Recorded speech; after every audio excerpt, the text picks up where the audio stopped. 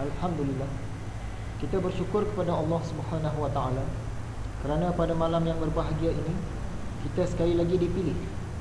Sekali lagi dipilih oleh Allah Subhanahu wa taala untuk berada di dalam salah satu daripada taman-taman syurga, iaitu pengajian kitab Ihya Ulumuddin bab akidah, pengajian kali yang ke-88.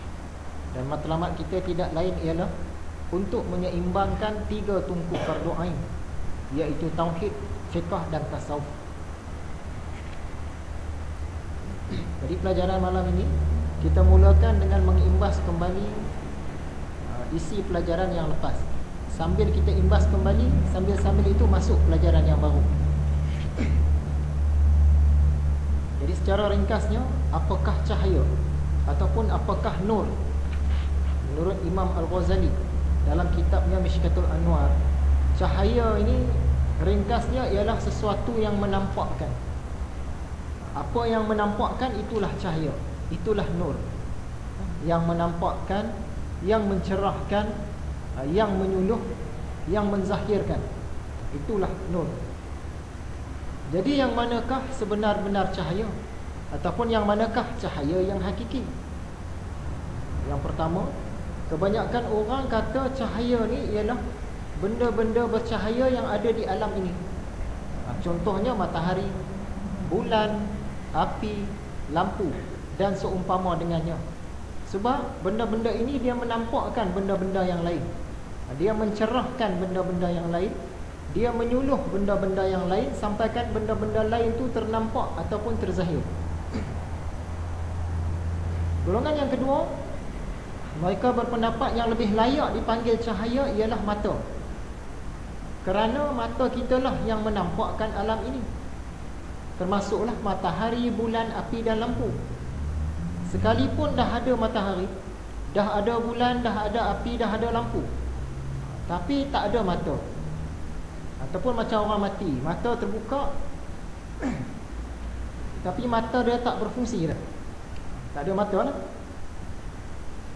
Jadi tak bermakna yang cahaya yang lain-lain tu.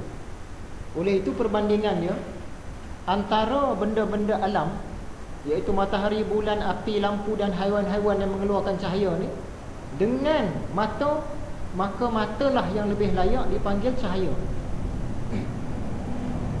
Kemudian sedikit orang lagi dia mengatakan yang lebih layak lagi dipanggil cahaya ialah akal.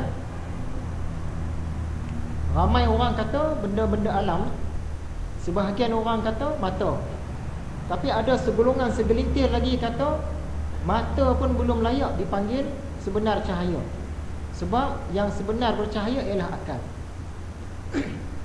Jadi antara mata dengan akal, yang lebih layak dipanggil cahaya ialah akal. Akal inilah yang boleh berfikir, dia boleh fikirkan apa yang dinampak oleh mata tadi. Hebat lagi akal. Yang keempat, yang lebih layak lagi daripada itu untuk dipanggil cahaya ialah Al-Quran. Sebab Al-Quran ini matahari kepada hati, matahari kepada akal. Al-Quran lah yang menyuluh akal supaya nampak dengan betul. Al-Quran lah yang menyuluh akal supaya tercerah. Dan kita sedia maklum yang kelima, Al-Quran ini kalam Allah, dia datang daripada Allah, maka yang sebenar-benar cahaya ialah Allah itu sendiri. Allah lah sebenarnya yang menampakkan, Allah lah yang sebenarnya yang menzahirkan, Allah lah sebenarnya yang menyuluh dan yang mencerahkan. Bukanlah alam, bukanlah mata tadi, bukanlah hati, tetapi Allah. Di sini kita faham konsep binasa hari itu. Mula-mula kita kata benda-benda alam inilah yang menyuluh. Kita belajar lagi, rupa-rupanya mata kita yang menyuluh. Jadi dah binasa dah cahaya alam. Bila belajar lagi, rupa-rupanya akal yang menyuluh. Mata pun tak ada kuasa nak menyuluh, nak menampakkan. Maka binasa, terfana yang mata tu tadi. Dan akhir sekali bila sampai kepada Allah, rupa-rupanya Allah yang menyuluh segala-galanya, yang menampakkan segala-galanya. Jadi yang lain tadi tu semuanya terfana, terbinasa. Itu maksud binasa. Apakah antara contoh untuk menghampirkan faham kita bahawa Allah lah sebenar-benarnya cahaya. Kita dah sedia maklum lah, Allah ni cahaya yang hakiki. Dialah sebenar-benarnya cahaya. Tak ada cahaya yang lain lah. Dialah satu-satunya cahaya dari segi hakikatnya. Kita tak hurai panjang dah, cuma nak peringat balik kisah cahaya di lantai rumah. Waktu malam kita nampak lantai kita bercahaya, lepas tu kita kait last sekali sampai kepada matahari. Rupa-rupanya yang mencahayakan lantai rumah kita tu ialah matahari. Dan matahari itu pula dia tak boleh bercahaya dengan sendirinya, melainkan dia mendapat cahaya daripada Allah. Allah yang mencahayakan matahari. Jadi kesimpulannya, yang lain tu semua binasa. Yang ada hanya Allah. Jadi Allah lah sebenar-benar cahaya. Apakah antara contoh untuk menghampirkan faham kita bahawa segala yang berlaku pada hakikatnya adalah pekerjaan Allah. Apa saja yang berlaku, baik ke buruk ke, semuanya pekerjaan Allah dari segi hakikat, bukan dari segi syariat. Dari segi syariat kita lah buat kerja. Dari segi hakikatnya, kipas angin berpusing, kerja Allah. Hujan turun, kerja Allah. Orang mati, orang lahir apa semua, kerja Allah. Dia tengok terus hakikat. Jadi perumpamaan yang kita ambil hari itu ialah kisah beberapa ekor semut yang ternampak tulisan di atas kertas. Semut ni bincang punya bincang, last sekali sampai ke hujung. Yang melahirkan tulisan di atas kertas ni tidak lain ialah Allah tu sendiri. Segala pekerjaan pen binasa. Pekerjaan dakwat binasa. Pekerjaan tangan manusia binasa. Semua bukan binasa. Allah punya pekerjaan. Itu dari segi hakikatnya. Ini dua contoh yang sangat bagus untuk kita renung-renungkan. Adakah fahaman Syiah dan fahaman Salafiyah Wahabiyah itu benar ataupun salah? Syiah ni betul ke salah? Wahabi ni betul ke salah? Ada beberapa perincian. Yang pertama, ada fahaman mereka yang benar dan ada fahaman mereka yang salah. Kita tak kata semua benar ataupun semua salah. Ada yang benar, ada yang salah. Kita tak pukul rata. Yang kedua, kita tidak boleh mengatakan keseluruhannya benar. Kalau Syiah ni semua betul lah.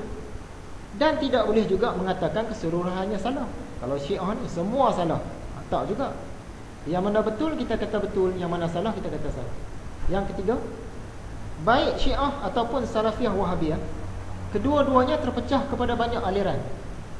Jadi kita nak hukum keseluruhan Syiah tu salah, tak boleh, sebab dia ada banyak aliran. Nak hukum seluruh Salafi Wahabi ni salah pun tak boleh juga, dia ada banyak aliran. Yang keempat, ringkasnya, kedua-dua fahaman ini, iaitu Syiah dan Salafi Wahabi, kita pecahkan kepada tiga golongan besar. Ini ikut cara Imam Al-Ghazali lah. Apabila Imam Al-Ghazali dia nak huraikan kumpulan yang banyak-banyak sangat, dia gabung-gabungkan kumpulan ni, dia pecah kepada tiga ataupun kepada empat. Dia pecah sikit je. Sebab kalau nak hurai satu persatu tu akan makan masa sangat banyak. Okay, baik Syiah ataupun Salafiyah Wahabiyah, golongan yang pertama, iaitu mereka yang masih tergolong dalam ahli sunnah wal jamaah, sama juga dengan kita. Sebab perbezaan antara kita dengan mereka ni hanya dalam beberapa hal. Dan hal-hal atau perkara-perkara tu pula bukanlah perkara dasar, bukan perkara pokok, bukan melibatkan akidah ni. Sekadar masalah fiqh apa sikit-sikit tu, lebih kurang je. Baik Syiah, baik Salafi Wahabi. Jadi mereka ni masih macam kita juga, iaitu ahli sunnah wal jamaah. Yang kedua, golongan pertengahan. Golongan ni golongan arus perdana. Yang ni sulit kita nak katakan dah terkeluar ke, masih ahli sunnah wal jamaah ke, sebab ulama pun berbeza pandangan. Mana yang keras sikit, dia kata mereka ni dah bukan ahli sunnah dah ni, dah menyimpang dah.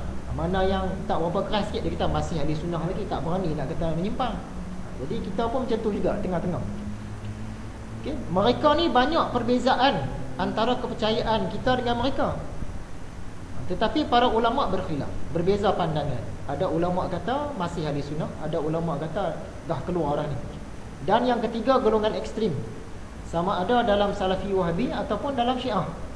Ini kepercayaan kita dengan kepercayaan mereka ni beza jauh dah. Terutama dari sudut akidah. Yang ni confirm lah dah menyimpang lah, bukan ahli sunnah wal jamaah.